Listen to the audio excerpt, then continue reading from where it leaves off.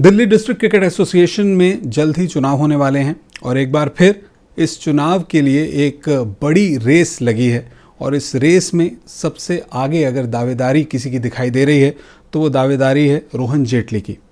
नाम आपने ज़रूर सुना होगा। इस नाम के साथ कई लेगेसीज जुड़ी हुई हैं। साथ ही साथ क्रिकेट एडमिनिस्ट्रेशन का एक बड़ा एक्सपीरियंस भी जेटली परिवार के साथ है। लेकिन क्या इन चुनावों के लिए रोहन जेटली तैयार हैं? आगे का क्या विजन है रोहन जेटली का, ये बात जानने के लिए आज हमारे साथ खुद रोहन जेटली मौजूद हैं। तो रोहन, सबसे पहले तो बहुत बहुत स्वागत है आपका न्यूज़ 24 पर। नमस्कार, थैंक यू। रोहन, जब कभी भी किसी आदमी के साथ में एक सरनेम जुड़ता है तो उसके साथ में कई अलग अलग चीज़ें साथ में जुड़ जाती हैं। जेटली सरनेम अपने आप में एक ब्लेसिंग तो है ही है, लेकिन एक बड़ी लेगेसी भी लेकर आया आपके लिए। तो एक्सपेक्टेशंस बहुत होती हैं। तो सबसे पहला सवाल तो यही है कि डीडीसीए के प्रेसिडेंशियल पोस्ट के लिए जब आप इलेक्शन में जा रहे हैं, लोगों की एक्सपेक्टेशंस भी हैं, क्योंकि आपके फादर भी क्रिकेट से बहुत लंबे अरसे तक जुड़े रहे, पॉलिटिकल नेम भी उनका बहुत बड़ा रहा। कैसे देखते हैं अपने इस नेक्स्ट विजन को? देखिए ऋषभ, मैं विद पावर कम्स रिस्पॉन्सिबिलिटी। आप कहते हैं जी एक लेगेसी है। एक्सपेक्टेशंस अगर किसी और से रहती हैं एक पॉइंट तक तो मेरे लिए वो दुगनी है। आइडिया है इसकी जो काम करा जाए, because of the background that I have, the legacy जो है, जो पारिवारिक बैकग्राउंड है, जो फादर साहब की क्रिकेट में कंट्रीब्यूशन रही है, आइडिया इज टू उसी को आगे बढ़ाया जाए और सारा काम जो कि फ्यूचर में होए और जो पिछले 10 महीने से, जब से पिछले टर्म का कार्यभार मैंने संभाला, उसी लाइनों पे चलते जाए। बिकॉज फाउंडेशन जो फ्यूचर की हम ऑलरेडी एक ले कर चुके हैं, उसी को आगे बढ़ा के ओवरऑल क्रिकेटिंग एटमॉस्फेयर और क्रिकेट को डेवलप करा जाए दिल्ली शहर में, वही एक गोल है। और रिस्पॉन्सिबिलिटी जो है वो काफ़ी है, काफ़ी ज़्यादा है फॉर ऑल पर्पसेस। 10 महीने में जो क्रिकेटिंग इश्यूज़ थे, जो कि एडमिनिस्ट्रेटिव इश्यूज़ थे, उनको साइड करके रिजॉल्व कर we are on a turning trajectory for the betterment of the association here. Rohan, लेकिन सवाल ये आता है कि लेगेसी के साथ में responsibility, as you just said, responsibility के लिए एक एक्सपीरियंस बहुत मैटर करता है। और वो लोग जो आपके अगेंस्ट कंटेस्ट करते हैं, उनके लिए ये सवाल बहुत कॉमन है उठाना कि महज 31-32 साल का एक यंग एडमिनिस्ट्रेटर टीम के साथ में जुड़ेगा। कितने ज़्यादा उनके विजन चाहे जैसे भी हों, लेकिन क्या ये वाकई में डिलीवर कर पाएंगे जो चीज़ें दिल्ली क्रिकेट को चाहिए, ख़ास तौर से ये देखते हुए कि पिछले 1-1.5 साल पैंडेमिक की वजह से बहुत ज़्यादा सफ़र किया है सभी ने। देखिए, मैं केवल एक बात बोलूँगा, नेवर जज a person by the looks of it, let the work speak for it. देखिए, जो काम 10 महीने में किया है, मैं एक वर्कर हूँ, वर्कaholic हूँ। मेरा काम है ग्राउंड लेवल पे काम करना।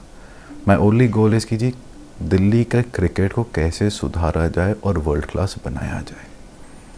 दिल्ली के क्रिकेटर्स को, हर क्रिकेटर को, हर टैलेंट को एक ऑप्टिमम प्लेटफॉर्म मिलना चाहिए परफॉर्म करने का, कि कोई नाराज़ ना हो, ना कुछ ना हो कि जी मेरे को अपॉर्चुनिटी नहीं मिली। बात करें इंफ्रास्ट्रक्चर की, जब 10 महीने पहले कार्यभार संभाला तो इंफ्रास्ट्रक्चर में थोड़ी प्रॉब्लम्स थी। 90% इंफ्रास्ट्रक्चर अपग्रेड करके वर्ल्ड क्लास बना दिया गया है केवल 10 महीने में। आइडिया है इसकी प्लेयर्स के लिए और क्रिकेटिंग इंफ्रास्ट्रक्चर के लिए क्या ज़रूरी है? अच्छे ग्राउंड्स हो, अच्छी पिचेस हो, अच्छा सपोर्ट स्टाफ हो, अच्छी असिस्टेंस हो, अच्छे जिम्स हो, अच्छे फैसिलिटीज़ क्रिएट हो, वो सारी कर दी गई हैं। Electrical upgrades on terms of high mass lights, world class lights have been put in the stadium, world class gyms have been made for players and members. Overall cricketing infrastructure has been upgraded by 90% in the last 10 months. अब ये बोलना जी ये बच्चा है, इसको कोई समझ नहीं है। देखो, गाली देने के लिए तो कोई भी कारण उठा के आप गाली दे सकते हैं। ये आदमी लेफ्ट क्यों जा रहा है, राइट क्यों नहीं जा रहा, उस पर भी गाली पड़ सकती है। देखिए, जज मी बाय द वर्क, डोंट जज मी bye my age. If I am doing a decent job, अगर मैं काम ठीक कर रहा हूँ, मौका दीजिए। जो एक दिशा चलाई है 10 महीने से, उसको आगे ले जाने दीजिए। That is all that I से। रोहन, हमारी कई दिल्ली क्रिकेट एसोसिएशन के जो डिफरेंट क्लब्स हैं, एफिलिएटेड क्लब्स हैं, उनके रिप्रेजेंटेटिव से भी बात हुई। डेफिनेटली जो आप कह रहे हैं उसमें काफ़ी सच्चाई है। इंफ्रास्ट्रक्चर में बहुत तेज़ी आई है और विजन भी दिख रहा है, जो आपने पिछले 10 महीने में अपने एसोसिएशन से जितने भी इंटरलिंक्ड क्लब्स थे उनके साथ में अपना रोड मैप तैयार किया होगा। लेकिन एक सवाल ये आता है कि आपसे पहले जो प्रेसिडेंट थे उन्होंने कहा था कि कुछ एकेडमीज़ खोलेंगे। पैंडेमिक की वजह से एकेडमीज़ नहीं खुल पाई। अब जब थोड़ी सी नॉर्मलसी आई है, इन एकेडमीज़ के लिए क्या तैयारी है आपकी? क्या नए क्योंकि हो सकता है एकेडमीज़ खुल जाएं लेकिन जो पेरेंट्स हैं, गार्जियंस हैं, वो अपने बच्चों को एकेडमीज़ तक ना भेजें। देखिए, ऑल द स्टॉलवर्ड्स जिन्होंने एसोसिएशन को आगे से लीड किया है, उन्होंने एक एसोसिएशन को डायरेक्शन पे डाला था, दिशा पे डाला था। एक प्रपोज़ल है जो कि पिछले समय से चला आ रहा है एकेडमीज़ दिल्ली में सेटअप करने का। अभी प्रपोज़ल है डीडीए से एंगेज करके, लोकल एमसीडी से एंगेज करके और setting up academies at different grounds. अलग अलग जगहों पे नेगोशिएशंस एंड इंटरैक्शंस चल रही हैं। And if the pandemic situation stay stable, कि अगर कोविड की महामारी काबू में रही और चीज़ें बंद नहीं हुई, हमें लगता है एसोसिएशन के तहत कि अगले 6 महीने में ये अकेडमीज़ अप एंड रनिंग होंगी। आइडिया इसकी जो अकेडमीज़ हैं, अकेडमीज़ में बेस्ट टैलेंट आए, बेस्ट कोचेस, बेस्ट फैसिलिटीज़ दी जाएँ कि ऑल राउंड द ईयर वो ग्रूम करा जाए, कि वो आपकी सुपरविजन में रहेंगे तो बेस्ट टैलेंट आइडेंटिफाई होने में आसानी रहती है। Academies is the basic requirement. आपने बात करी क्लब्स की, मैं एक बात ऐड करूँगा। आउटस्टैंडिंग ड्यूज़ थे क्लब्स के, सब्सिडीज़, रिफ्रेशमेंट्स, प्राइज मनी, हमने क्या करा है कि थोड़ा इंसेंटिवाइज किया है क्रिकेट को। डीडीसीए की एक इंटरनल क्लब्स की लीग होती है, 2 साल से नहीं हुई, पिछले हफ्ते 10 दिन पहले वो शुरू करी गई है। प्राइज मनी को रिवाइज करके डबल किया गया है। It is about incentivising the game. Player को एक इंसेंटिव अच्छा दिखेगा तो वो परफॉर्मेंस अपनी बेस्ट निकालेगा। एक बेस्ट इंफ्रास्ट्रक्चर टू क्लब्स, मतलब हमारी कांस्टेंट इंटरेक्शंस रहती है club secretaries about various issues, और उसमें हमने कहा है कि जी we will start underwriting certain infrastructure support to clubs की जी आपको बेस्ट इंफ्रास्ट्रक्चर मिले for purposes of your club cricket. There were problems within the association where there were dues. 2015 से लेके 2020 के जो ड्यूज़ थे for farmer cricketer, support staff, coaching staff जो कि अपॉइंट होता है, वो सब क्लियर करा जा चुका है 10 महीने में। So we are making a fresh start towards a better future of cricket in Delhi. आपको रोहन डेफिनेटली अगर डीडीसीए में आप एक बड़ा रोड मैप लेकर ज़रूर कंटेस्ट कर रहे हैं। अगर मैं आपके फादर साहब की बात करूं, अरुण जेटली जी की, क्रिकेट से उनका एक लंबा एसोसिएशन रहा, डीडीसीए में भी वो एक डिकेड से ज़्यादा बतौर प्रेसिडेंट रहे। उन्होंने क्रिकेटर्स की बहुत मदद की थी, क्योंकि मैं भी काफ़ी लंबे समय तक क्रिकेट जर्नलिज्म से करता रहा हूं, तो मुझे याद है चाहे आशीष नेहरा की इंजरी हो तो उन्होंने किस तरह से उनके ट्रीटमेंट में मदद की। सहवाग की तो शादी भी आपके फादर साहब के बंगलों पे ही हुई थी, और कई और चीज़ें उन्होंने मदद की। लेकिन दिल्ली के कुछ लोकल क्रिकेटर्स, या ये कहें कि वो क्रिकेटर्स जो स्टार नहीं हैं, अभी बडिंग स्टेज पर हैं, या फिर ट्रेनिंग के दौरान कभी कभी उनको इंजरीज हो जाती हैं, उनका करियर ख़त्म हो जाता है, उनकी ऐसी मांग रही है कि हमारे लिए भी कुछ ना कुछ एसोसिएशन की तरफ से हो। क्या ऐसा कुछ आपका प्लान है? Let me share with you something that's under the wraps but I am willing to share with you today. आज मैं आपके साथ वो चीज़ शेयर करता हूँ। हमारे यहाँ एक प्रपोज़ल है, और ये प्रपोज़ल कुछ 6-7 महीने पहले डिस्कस हुआ था, और उस पर एक एडमिनिस्ट्रेटिव काम चल रहा है। प्रपोज़ल में ये है कि भाई जो फॉर्मर इंटरनेशनल प्लेयर्स हैं और फॉर्मर फर्स्ट क्लास प्लेयर्स हैं दिल्ली के, जो प्लेयर्स ऑलरेडी खेल रहे हैं अलग फॉर्मेट्स में, अलग एज ग्रुप्स में, अगर उनकी कोई इंजरी होती है during the course of a game या ट्रेनिंग के दौरान, वो DDCA एज एन एसोसिएशन उसका लुक आफ्टर करती है एंड मेक श्योर कि बेस्ट ट्रीटमेंट इज प्रोवाइडेड। एक समस्या आती है, former players of senior age, former players of 50+ age bracket. एक प्रपोजल है कि जितने फॉर्मर फर्स्ट क्लास प्लेयर्स और फॉर्मर इंटरनेशनल प्लेयर्स हैं उनके लिए हम कुछ करके एक हेल्थ इंश्योरेंस करें। अ cashless health insurance is already in the pipeline and it is a reality which is not far from the day. It's almost in the finality of stages of negotiation. अगर वो negotiations हो जाएं तो not just players but the better half also is likely to be included. देखिए, these are all financial calls. There has to be a fiscal discipline in any organization. And और Covid के कारण जितना भी हम फिजिकली डिसिप्लिन होए उतना ज़्यादा ज़रूरी है। इंटरनेशनल मैचेस कम हो रहे हैं, डोमेस्टिक मैचेस, रेवेन्यू जनरेशन आज की डेट में लो है। हम स्पॉन्सर्स से इंगेज कर रहे हैं कि भाई स्पॉन्सरशिप्स मिलें कि हमारे एक्सपेंसेस थोड़े अंडरराइट हो सकें। कोशिश चल रही है to make it better. So ideas की health insurance is one principal proposal जो कि फाइनलिटी की स्टेजेस में, and if I am back in office वो एक चीज़ है जो कंप्लीट करी जाएगी before the end of the year. That's so nice.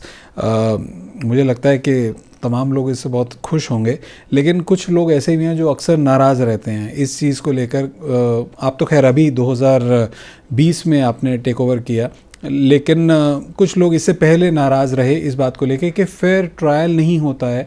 कभी कभी सिलेक्शन जो होती है उस पर भी ऑब्जेक्शंस लोग उठाते हैं। अब तो इस ट्रांसपेरेंसी के लिए आप क्या करने वाले हैं? देखिए, idea is to make this association, इस एसोसिएशन को एक ऑटोमेशन की तरफ ले जाना पड़ेगा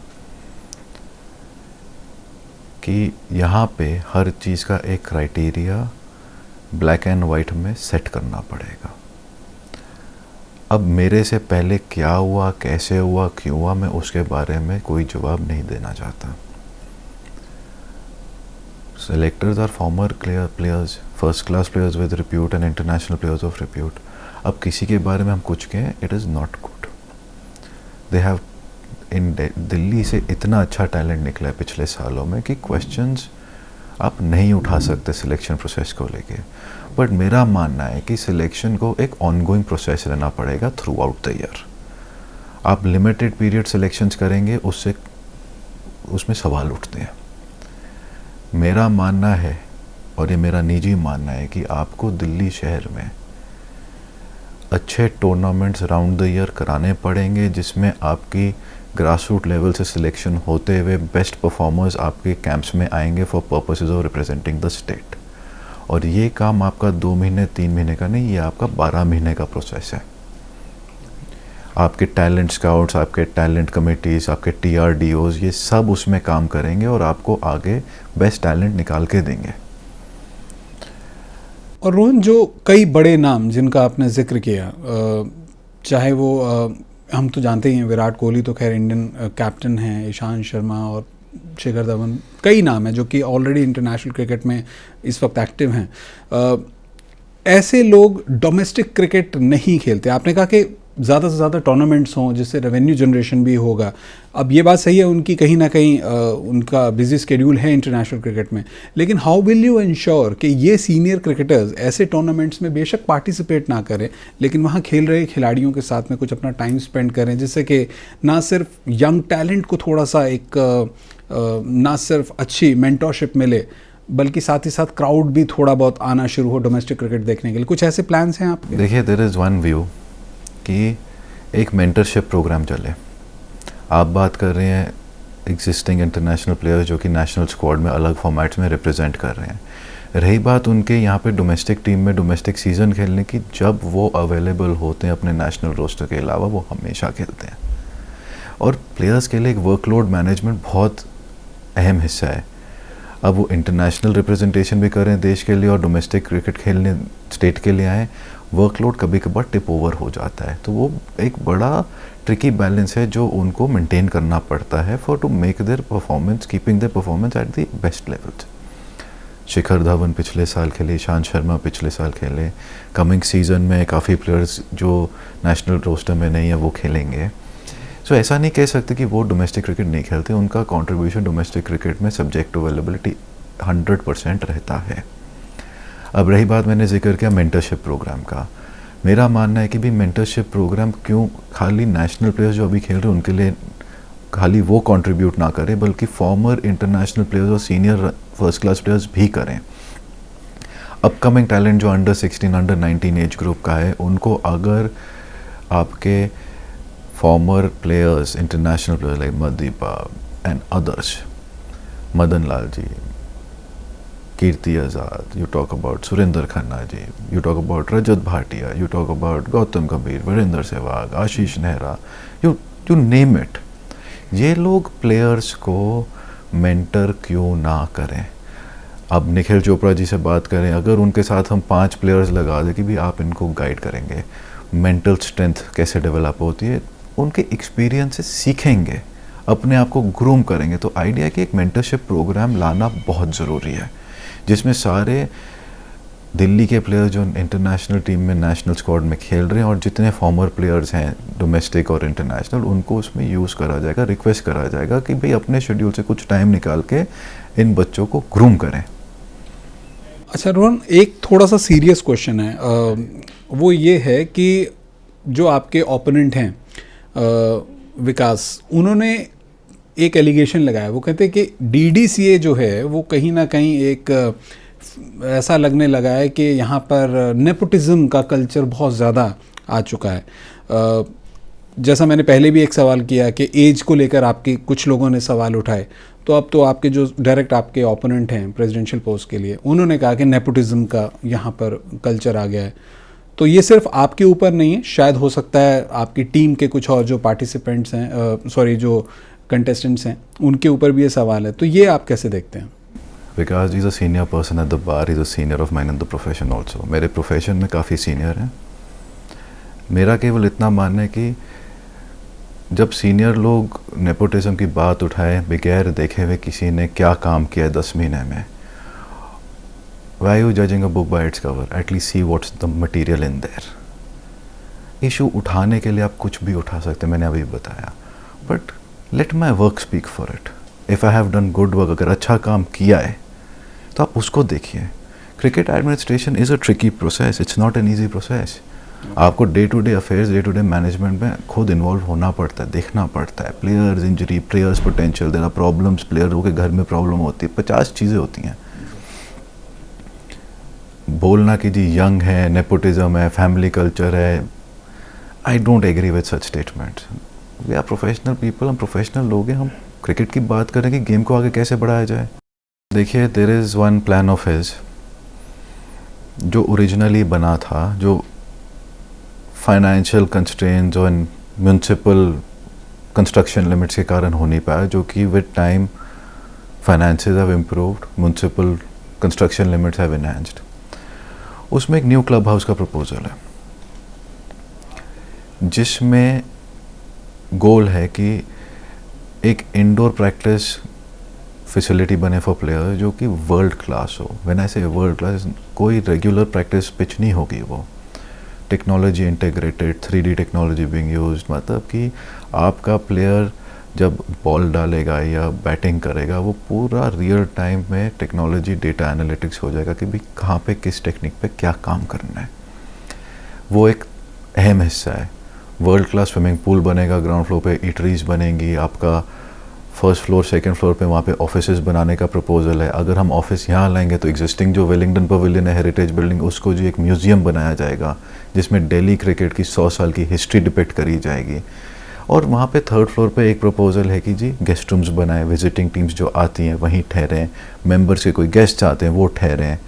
कल्चर एक ऐसा बनाने की सोच है कि यहाँ पे ऐसा एटमॉस्फेयर बनाया जाए कि भाई आप दिल्ली गोल्फ क्लब या जिम खाना क्लब या NSCI या किसी भी दिल्ली शहर के बड़े क्लब से पीछे क्यों रहे। एक ऐसा माहौल होना चाहिए जिसमें मेंबर्स और उनकी फैमिलीज आके अच्छी इवनिंग स्पेंड करें, फॉर्मर प्लेयर्स अपने इवेंट्स करें जी। आप आएँ, आप देखें, आपको फॉर्मर प्लेयर्स वहाँ पे बैठे हुए रेस्टोरेंट में बैठे हैं, बार में बैठे हैं, there is a thought, there is a vision. Idea आप केवल उसको इम्प्लीमेंट करने का, और अगले साल 1.5 साल में अगर चुने गए, मौका मिला तो ज़रूर उसको कंप्लीट करेंगे। अच्छा, अब आपने माहौल शब्द इस्तेमाल किया, तो देश में माहौल जो है IPL के बाद में अब T20 वर्ल्ड कप का जो फीवर है वो भी जस्ट अब शुरू हो चुका है। इंडिया पाकिस्तान मैच, थोड़ा उसके ऊपर बात कर लेते हैं। क्या लगता है, इंडिया इस बार वर्ल्ड कप लिफ्ट करने वाली है? It is a probable strong contender है जी। Team composition is very good based on talent potential, और आउटकम पॉजिटिव ही लग रहा है। कंटेंशन में ज़रूर है कि आउटकम क्या रहेगा। चलिए, तो हमसे बात करने के लिए रोहन बहुत बहुत शुक्रिया, और हम बिल्कुल उम्मीद करते हैं कि जो आपका विज़न है वो आप मौका मिले, और अगर आपको मौका मिलता है तो आप उसे ना सिर्फ इम्प्लीमेंट कर पाएँ बल्कि साथ ही साथ अपने क्रिटिक्स को भी ये बात बता पाएँ कि age is just a number, और जो काम है वही आपका बोला। हमसे बात करने के लिए बहुत बहुत शुक्रिया। थैंक यू ऋषभ, धन्यवाद। थैंक्स रोहन। तो ये थे रोहन जेटली, जिनका विज़न आपने सुना DDCA के इलेक्शंस को लेकर। प्रेसिडेंशियल पोस्ट के लिए रोहन जेटली ने कंटेस्ट किया है, और अब देखते हैं कि आने वाले दिनों में जो रोहन जेटली का सफ़र है DDCA और DDCA से आगे BCCI में कहाँ तक जाता है। अगर आपको हमारा वीडियो पसंद आया हो तो इसे लाइक और शेयर जरूर करें, और हाँ, हमें सब्सक्राइब और फॉलो करना ना भूलें, ताकि आप क्रिकेट की कोई खबर मिस ना करें। चाहे स्पोर्ट्स की ब्रेकिंग न्यूज हो या क्रिकेट का कोई अपडेट, प्लेयर्स की मस्ती हो या मैदान पर लाइव एक्शन, हर वीडियो मिलेगा न्यूज